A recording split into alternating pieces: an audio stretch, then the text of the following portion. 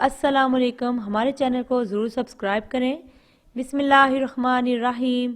محترم بھائیوں اور بہنوں، آج آپ کے سامنے جہنم کے عذاب کے بارے میں کچھ باتیں آپ کے سامنے پیش کریں گے۔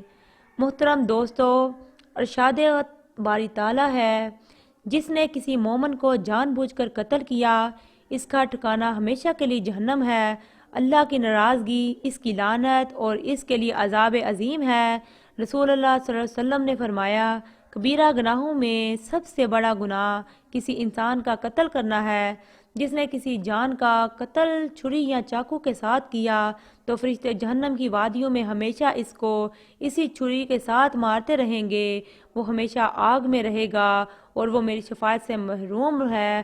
اگر کسی شخص نے کسی جان کو بلندی سے گرا کر قتل کیا تو فرشتے بھی ہمیشہ اس کو بلند چوٹی سے جہنم کی وادی میں گراتے رہیں گے۔ قتل کرنے والے جہنم کے کنویں میں محبوس ہوں گے۔ اگر کسی نے رسی کے ساتھ خودکشی کی اور مر گیا تو ہمیشہ جہنم میں لٹکا رہے گا اور اللہ کی رحمت سے محروم رہے گا۔ اگر کسی نے کسی کو ناحق قتل کیا تو اس کا قاتل کھلی گمراہی میں ہے۔ فرشتے اس کو ہمیشہ آگ کی چھریوں کے ساتھ ذبح کرتے رہیں گے اور جب بھی وہ اس کو قتل کریں گے تو اس کے حلق سے تارکول کا سیاہ خون نکلے گا، پھر وہ خون اس میں لٹا دیا جائے گا۔ یہ اس کی سزا ہوگی۔ علماء کرام فرماتے ہیں کہ اپنا حمل ضائع کرانے والی عورت کا بھی یہی سزا ہے۔ ارشاد باری تعالیٰ ہے، اور زندہ درگور کی جانے والی بچی سے پوچھا جائے گا کہ تو کس گناہ میں قتل کی گئی، تو قیامت کے دن اس کو لایا جائے گا جس کی آواز بجلی کی طرح، رسول اللہ صلی اللہ علیہ وسلم نے فرمایا، گرائے جانے والا کڑک جیسے ہوگی اور وہ مدد کے لیے پکار رہا ہوگا کہ میں مظلوم ہوں۔ پھر وہ اپنی ماں کے پاس لایا جائے گا اور کہے گا، اے رب، اس سے پوچھئے کہ اس نے مجھے کیوں قتل کیا۔ اللہ سبحانہ تعالیٰ گرائے جانے والے بچے کی ماں سے پوچھیں گے، تم نے اس کو کیوں قتل کیا؟ کیا تیرا یہ گمان تھا کہ میں اس کو رزق نہیں دوں گا؟ بے شک میں نے کسی نفس کا ناحق قتل حرام قرار دیا تھا۔ اے فرشتوں، اس عورت کو دروگہ جہنم والے کے سپرد کر دو، جو اس کو جبلہ حزان یعنی مصیبتوں کے کنویں میں قید کر دے گا، جہاں فرشتے اس کو سخت عذاب دیں گے کیونکہ وہ وحی کرتے ہیں جس کا ان کو حکم دیا جاتا ہے۔ اس عورت کو آگ کا توق اور بیڑیاں پہنائی جائیں گی اور اس کے چہرے کو آگ میں جھونکا دیا جائے گا۔ پھر مالک دوبارہ اس کو آگ کے کنویں میں پھینکے گا جو کہ ایک گہرا گڑھا ہے جس کا نام نارا بار یعنی قوموں کی آگ ہے۔ جب بھی جہنم کی آگ ہلکی ہوتی ہے تو اس گڑھے کا منہ کھولنے اور اس کی شدت حرارت سے جہنم دوبارہ بھڑکائی جاتی ہے۔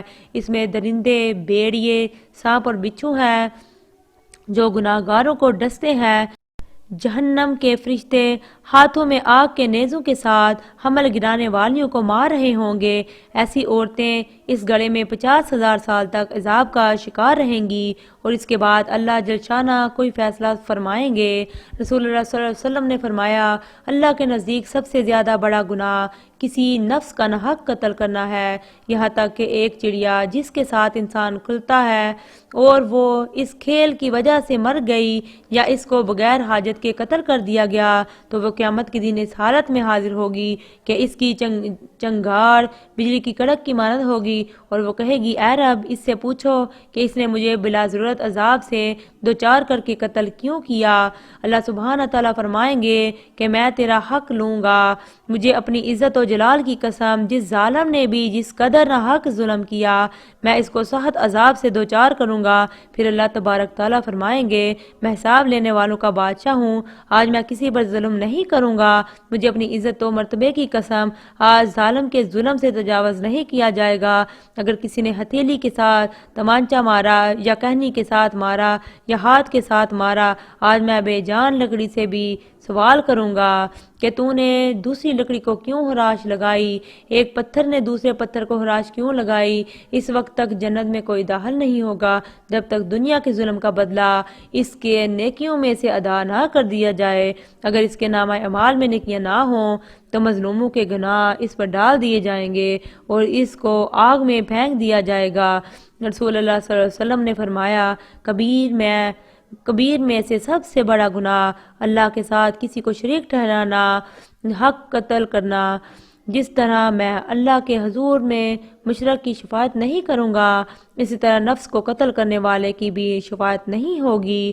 جس طرح مشرک بھی دائمی ٹھکانہ آگ ہے، اسی طرح کسی کو ناحق قتل کرنے والا بھی ہمیشہ جہنم میں رہے گا۔ جس طرح اللہ سبحانہ تعالیٰ مشرکین پر سخت غصہ ہوتے ہیں، اسی طرح قاتل پر بھی اللہ کا غصہ شدید ہے۔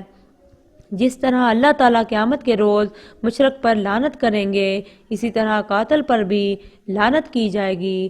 جب اللہ تعالیٰ کی لعنت قاتل پر پڑے گی تو جہنم کے تمام طبقات میں قتل کیا جائے گا، حتیٰ کہ وہ جہنم کی نچلی تہہ تک دھنس جائے گا۔ اور جس طرح اللہ سبحانہ تعالیٰ نے مشرکین کے ساتھ عذاب عظیم کا وعدہ کیا ہے، اسی طرح قاتل کو بھی عذاب عظیم دیا جائے گا، کیونکہ ارشاد باری تعالیٰ ہے، جس نے کسی مومن کو جان بوجھ کر قتل کیا، اس کا بدلہ جہنم میں ہمیشہ کا ٹھکانہ ہے۔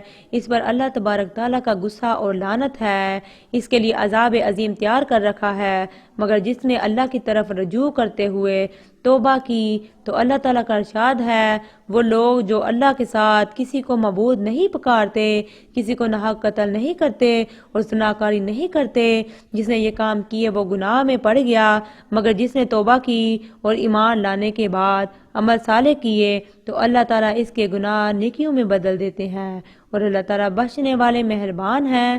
پھر عورت جان بوجھ کر بغیر کسی شرعی عذر کے اس قاطع عمل کروائے اور وہ اپنے گناہ کا اعتراف کرنے کے بعد اللہ تعالیٰ سے توبہ کرے، کیونکہ ارشاد باری تعالیٰ ہے، وہ اپنے بندوں کی توبہ قبول کرنے والا ہے۔ تو گرائے جانے والے بچے کی اگر صورت بن چکی ہو تو اس کا درشا یعنی باپ اور بھائیوں کے لیے دیت ہوگی، اور یہ اللہ تعالیٰ کے لیے ایک غلام آزاد کرے۔ اللہ تبارک تعالیٰ کا ارشاد ہے، جس نے کسی نفس کو ناحق قتل کیا، یہ زمین میں فساد پھیلایا تو گویا اس نے تمام انسانیت کا قتل کیا، اور جس نے کسی کی جان بچائی تو اس نے گویا تمام انسانیت کو زندہ کیا۔ یعنی اگر 1000 لوگ ایک قتل میں شریک ہوئے تو وہ قتل ہر ایک ذمہ ہوگا، اور ان پر جملہ انسانیت کے قتل کا بار ہوگا۔ اس کے برعکس اگر کسی نے کسی پریشان حال نفس کے ساتھ اچھا برتاؤ کیا، اس کو کھانے کا ایک لقمہ دیا اور پانی کا گھونٹ پلایا، یہ اپنے مسلمان بھائی کی تکلیف میں مدد کی، تو اس نے گویا تمام انسانیت کے ساتھ بھلائی کی۔ دعا ہے کہ اللہ تعالیٰ میرا سنانا، آپ کا سننا اپنی بارگاہ الہی میں قبول اور منظور فرمائے۔ آمین ثم آمین۔ تمام دوستوں سے گزارش ہے کہ نیچے کمنٹ میں اللہ ضرور لکھیں۔